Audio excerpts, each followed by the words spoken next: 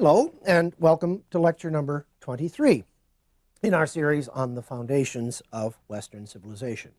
In this lecture, we'll turn to Jesus and the New Testament.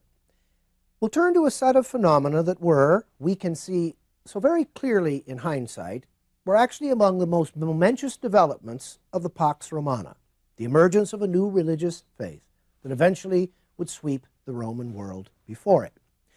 Now, mark well, I said we can see in retrospect. One of the great advantages, of course, of the historian's craft is that we predict the past. Our hindsight is always 20/20. Our foresight somewhat less able. So today we're going to pose a series of paradoxes as we talk about this first century world. We know how it turned out, but it is certainly not the case that contemporaries would have noted these events with the same kind of significance, would have invested these events with the same kind of significance that we have, would have seen what their consequences would be. So that means, in a very real way, we sort of have two jobs here. We want to talk a little bit about what actually happened, and then we want to try to begin, at least, we'll follow this up in some later lectures, but we want to begin forming some impression of why was this so very important.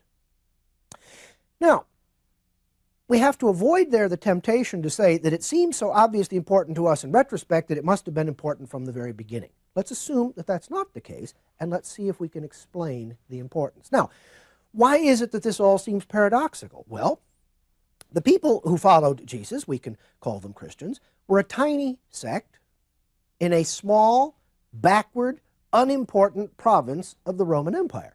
Now, I often say if we were time travelers and we went back and we stopped the clock at a certain point and we said, all right, now predict what's going to happen. I mean, if you went back to Palestine in the very early years of the first century AD, you wouldn't say, oh, great things are going to come from here. The Mediterranean world was very rich in mythical experience, in religious experience, in philosophical experience. There had been many innovations, to be sure, but it wasn't particularly clear that another innovation was called for. It wasn't particularly clear why any newcomer, religious, philosophical, whatever, would have an easy way of making its way in this Roman world. The cults of the Roman world we may regard as silly, superstitious, odd, peculiar, sort of amusing artifacts of literature. But in point of fact, for the Roman people, these were not simply part of people's private sphere and not simply amusements. Religion constituted what one great historian has called ta patria, paternal things, part of your paternal inheritance, part of your way of living. Think, the calendar was fixed by religious ceremonies. The basic events of life revolved around religious ceremonies. The public buildings of most towns included temples, buildings dedicated to the gods. Literary culture was full of the gods. One could not pick up a great poem, a great work of literature from antiquity and not pretty soon encounter the gods and the goddesses marking that text.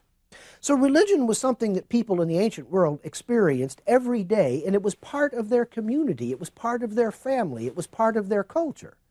So for something to come along and eventually to sweep all of that away is not something we would predict. But it is something that we will have to try to explain. So that's one interesting set of problems. There's really no way to go back before the fact and predict that the Christian phenomenon is going to happen.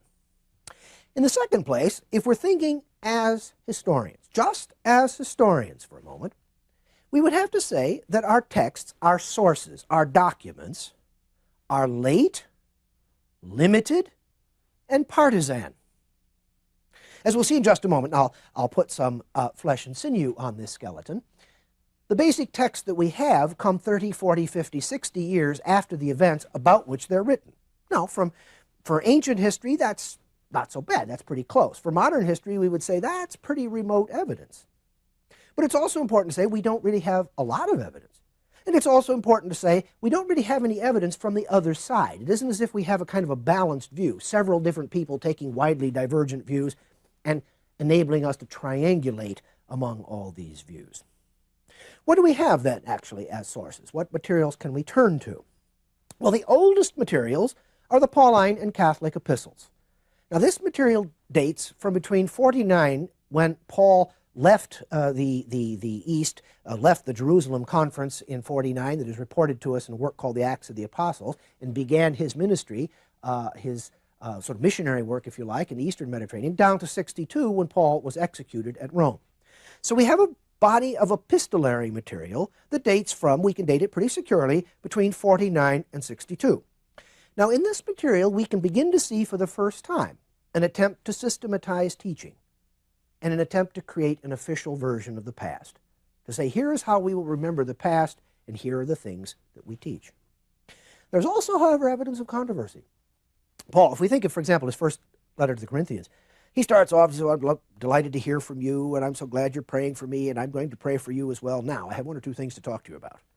And he let him have it, because there were controversies about teachings and about authority in the Church of Corinth. So, whatever we may say about the materials that survived from this epistolary period, there were contests, there were controversies. The Gospels, that is to say, the more or less biographical accounts of the life of Christ, we'll have more to say about those books in a few minutes, these are written between the 60s and the late 80s, possibly even the early 90s. So again, we're moving on another half generation to a generation past the epistolary material. But even where these Gospels are concerned, there are puzzles. Mark is universally agreed by biblical scholars to be the oldest surviving gospel. Probably dates from around 65. I mean, don't take that date to the bank, but that's a pretty good rough date. Now, a second century writer, utterly forgettable in other respects, a person by the name of Papias, once said, Matthew wrote the oracles in Hebrew. What on earth does that mean? No such text survives. It is possible, however, of course, that Matthew prepared some kind of a book in Aramaic, the language that he would have spoken, that Jesus would have spoken, indeed the language spoken in the Palestine of the first century A.D. And then it is possible, because we only have Matthew's gospel in its Greek version, that he, having written something in Aramaic, which Papias took to be Hebrew, Aramaic is a patois of Hebrew, or actually a related Semitic language to Hebrew, maybe then that Matthew revised his original text in Greek in light of Mark's account. That's an entirely possible reconstruction. But it just, and I mention that really just to point to the puzzles that exist surrounding these books. Now, the Gospels offer us a series of very interesting but also sometimes conflicting pictures. For example, only Matthew and Luke have the infancy narrative, the account of Jesus' birth in Bethlehem. And yet there, go take the text off the shelf and have a look. See which one has the star in it, for example. Doesn't appear in both. The accounts are really quite different. The version, for example, of the Christmas story that most people have in mind is a composite of the two accounts. Matthew's is the most Jewish of the Gospels. It's the one that begins with the long narration of Jesus' genealogy, all the begats, begat, begat, begat, begat, begat. Well, that's not so unlike, for example, the kind of thing one meets in Genesis, where when a new figure is introduced, we get all the begats. We have to know who this person is. We have to know who his people are. John, for example, offers a great deal less narration. His focus is more on doctrine. His focus is on basic teachings. So these Gospels differ a great deal from one another. So they're not only late, but they're complicated also as texts, as literary productions. Viewed in that guise, scholars have for a very long time discussed the synoptic problem. Synoptic, what you can see with one eye, what you can see together. The synoptic problem is a name for the way we understand the literary relationship among the Gospels of Matthew, Mark, and Luke. The Gospel of John has always been understood to be a different kind of document. As I mentioned a moment ago, it takes a much more doctrinal, we might almost say later, theological point of view than a biographical one. Now, concretely, the synoptic problem looks like this. Of the 661 verses in Mark's Gospel, more than 600 appear in Matthew, and about 350 of them appear in Luke. There's about 200 in Matthew and Luke, however, that don't appear in Mark. So it seems quite reasonable to conclude that Matthew and Luke both knew Mark's gospel and both built their own stories on the gospel, but it's also perfectly clear that Matthew and Luke had some material, all the same material, or bodies of different material. That's not so easy to answer. But that Matthew and Luke had additional material either that Mark did not use or that he did not know. So the synoptic problem, quite simply, is how do we explain the relationship among these three books, Matthew, Mark, and Luke, as texts, as literary productions? The commonest explanation, going back, more than 150 years now, actually, it emerged in Germany in the 19th century, is the so-called two-document hypothesis. The two-document hypothesis. Now, this holds basically that Matthew's gospel and Luke's gospel were built by two independent authors from Mark's gospel, that's one document, and Q. Now, Q is shorthand for the German word Quelle, which means source. What is this source? It's imagined to be a booklet, possibly a pamphlet. One can't say. No one has ever laid eyes on it. It's a hypothetical document, see? But it is imagined to be a collection of the sayings of Jesus. One of the interesting things, one of the very interesting ways, easy ways, vivid ways of grasping the synoptic problem, if you have access to an old red letter Bible, the kind of Bibles that were printed where all the words of Jesus are in red, take a look. There's virtually no red in Mark. Luke and Matthew are full of red. That's what we're talking about here. The idea is that a lot of the red is Q, is the Quelle. It came from this hypothetical book, pamphlet, treatise, whatever it might have been, that recorded a lot of the sayings of Jesus. So that first you have Mark, and then afterwards, Matthew and Luke come along, use Mark, and add material from Q, the second document. So the two documents, we may say, well, let's back up a stage and do it as sort of very simple arithmetic, all right? Mark plus Q equals Matthew, Mark plus Q equals Luke. The difference between Matthew and Luke being two different authors who have slightly different interests, slightly different intentions. So authorial intent, style, and so on may have some explanations to offer us. All right, so that in a way is the synoptic problem.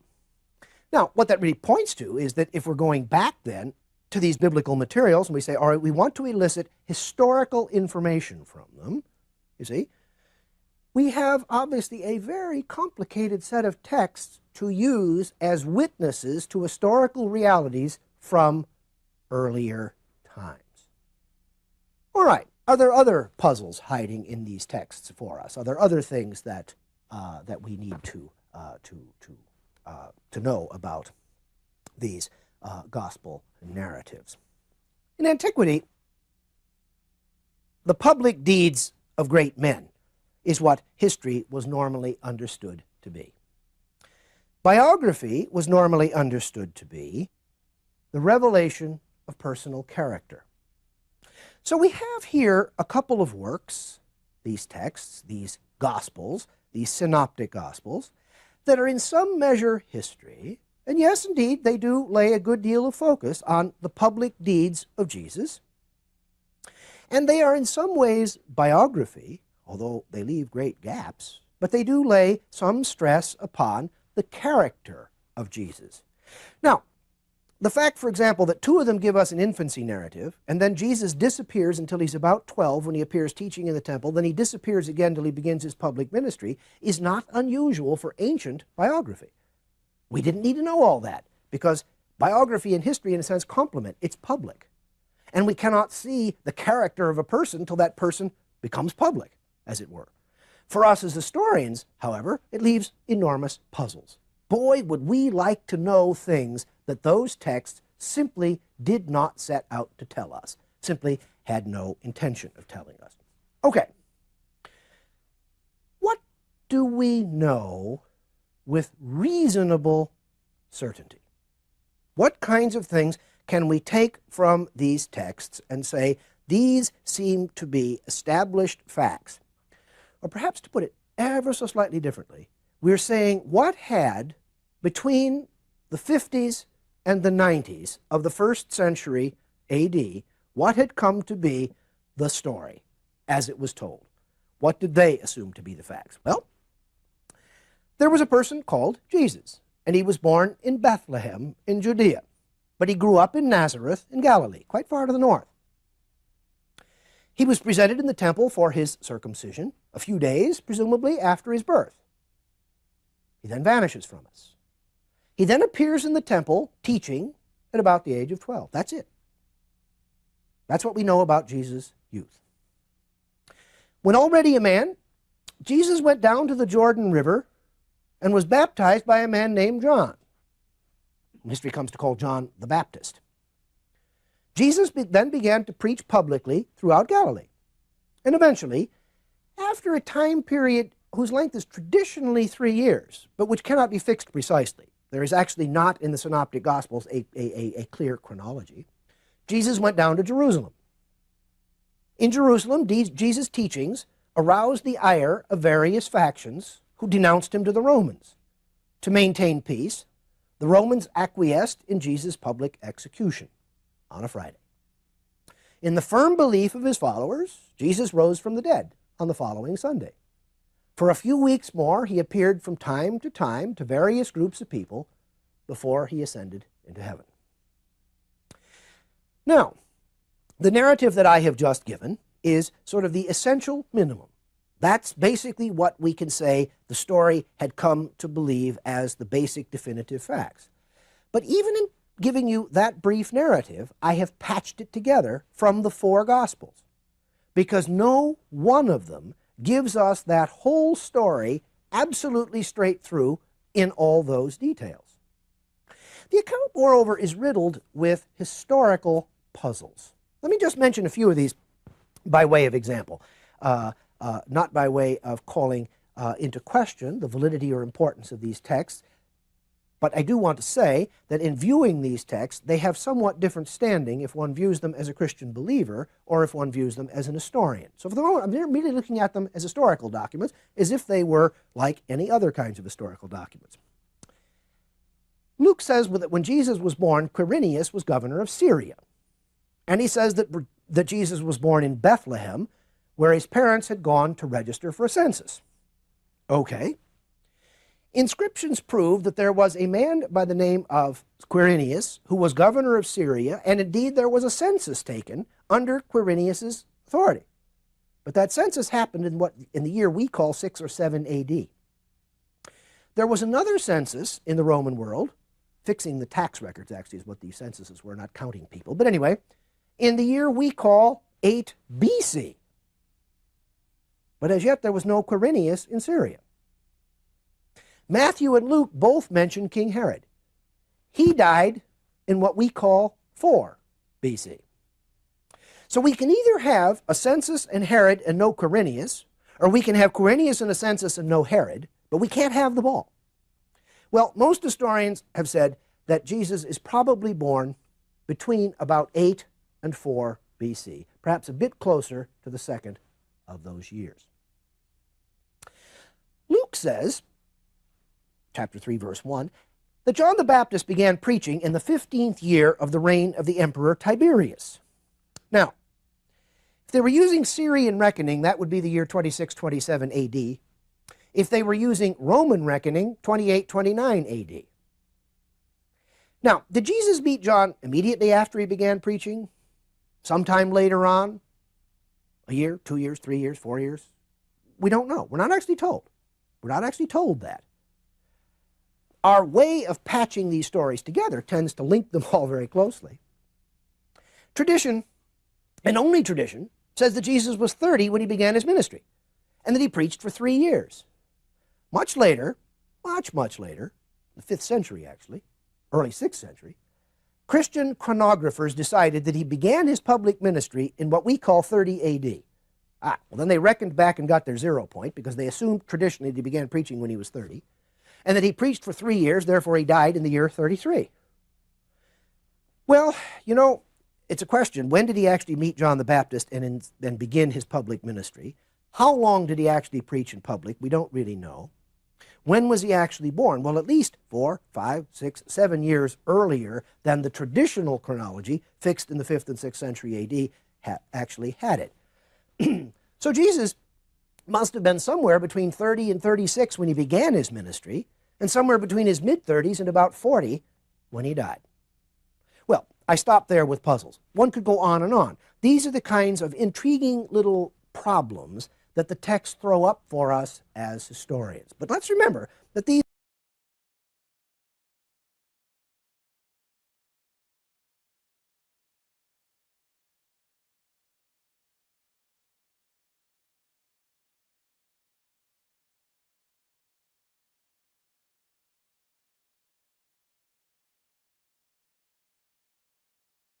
are historians' puzzles. They are not issues that ought to disturb or bother very much persons who turn to these texts for spiritual inspiration and not for historical detail. Our curiosities as historians may be different from those of other peoples. What could we say about Jesus' teachings? What did he teach? Well, we could talk a little about, for example, his technique. We have a lot of indications. One of the very interesting things that we find in the Gospels are presentations of Jesus as a teacher. He used parables, an old Jewish custom. When a Jew wanted to teach, he told stories. And this is something that Jesus did. Jesus regularly quotes the Hebrew Scriptures, and then he explains their meanings. He quotes a passage, he quotes an incident, he quotes a scene, and then he explains it. This is precisely what a rabbi would do. A rabbi was someone who taught what the Scriptures taught. He spoke in all kinds of places, before all kinds of people, all kinds of different groups. What seems striking here is not all of that. That's common enough. That's ordinary enough. But his particular familiarity with women. Again and again and again and again and again, the Gospels show Jesus in very close connections with women. All kinds of women. His mother, from his mother Mary to the harlot Mary Magdalene. On occasion, he appeared as a charismatic healer. Interesting case here. He let his actions speak for him. Now, Jesus himself and those who wrote about him, in other words, anchored him very much in the Jewish tradition. And this has become increasingly important to scholars trying to understand Jesus himself and his teaching. If we try to uncouple Yeshua ben Yosef from the Jewish tradition, we miss all hope of understanding him. He is anchored in, he is rooted in that tradition. He is, finally, after all, Jewish. Now, Jesus spoke constantly, and the gospel writers spoke constantly, of fulfilling prophecies, of fulfilling an older tradition, which again shows us Jesus attaching himself to this older tradition. He said he had come to fulfill, not to abolish the law. We're going to make it complete, not make it go away. When a Pharisee tried to trick him, very interesting, when a Pharisee tried to trick Jesus, he turned right around and quoted the law to him. Love God and love your neighbor. Now, we talked about that in a much earlier lecture when we talked about the Hebrews, the great teachings. Remember, we talked about the Decalogue. The first part is about loving God, the next part about loving your neighbor. We talked about the Shema. Hear, O Israel, the Lord your God is one, and him alone shall you serve, and you shall love thy neighbor as thyself. We talked about Micah. This God asks of you. Walk humbly with your God and love justice. So Jesus anchored himself very much in that old tradition. The central elements of his teaching seem quite few and quite simple, actually. He had come to call people to repentance, to change their way of life, to acknowledge their failings, to acknowledge their shortcomings, to acknowledge all that had gone wrong in their own lives, in their own hearts. The kingdom of God was at hand, he said. A judgment would come. It would be a mighty judgment. It would be a final judgment. It would be a harsh, a stern, a severe judgment. One can lay great stress on the kindness, the gentleness, the warmth of Jesus, but he could be tough and uncompromising when the situation called for it. Now, what exactly was this kingdom of God?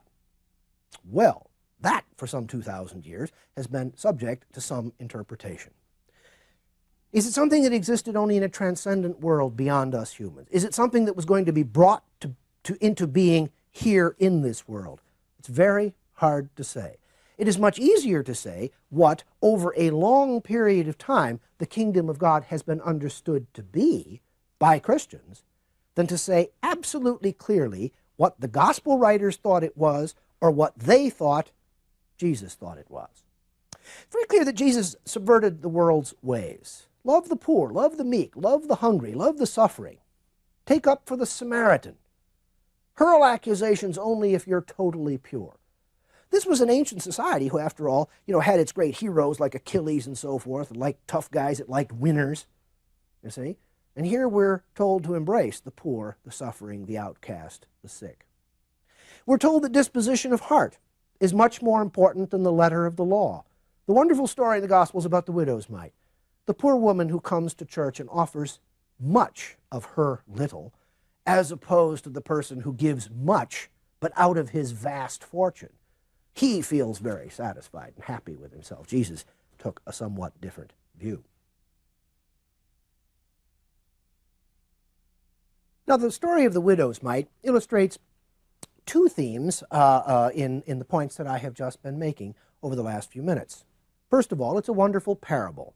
It's a story where the bare facts of the story, of course, conceal and then reveal another meaning entirely. In the second place, it's an example of the way Jesus sort of upset, overturned, controverted the customary teachings of his day. Now, Jesus didn't only teach in parables. We think, for example, of his famous Sermon on the Mount, when he gives his great speech, blessed are the meek, blessed are the poor, blessed are they who hunger and thirst.